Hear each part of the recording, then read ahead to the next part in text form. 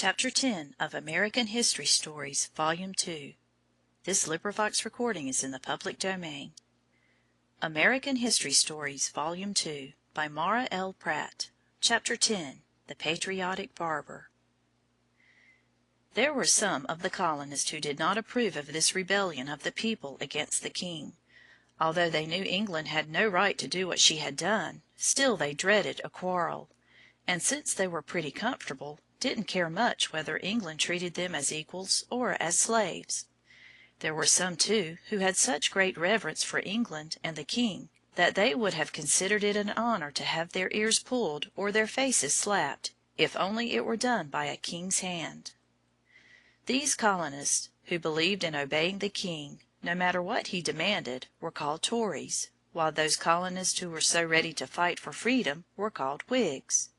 I am afraid a great many of the Tories were persecuted in those days by the excited Whigs.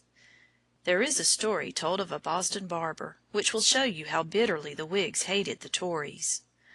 A barber was shaving a customer one day, and at the same time earnestly talking politics with him.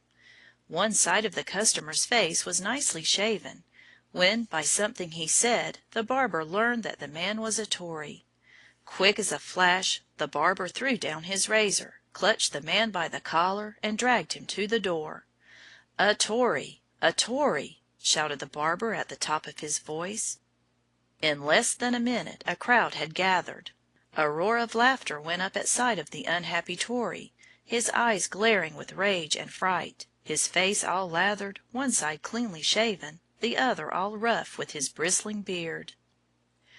Away ran the man, and after him ran the crowd, hooting and laughing and shouting, "A Tory! A Tory!" The crowd followed him from shop to shop, until at last he found a barber who was himself a Tory, and who willingly rescued him from the mob and finished the shaving for the unfortunate man.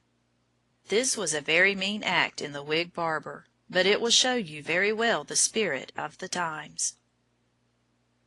Chapter 11.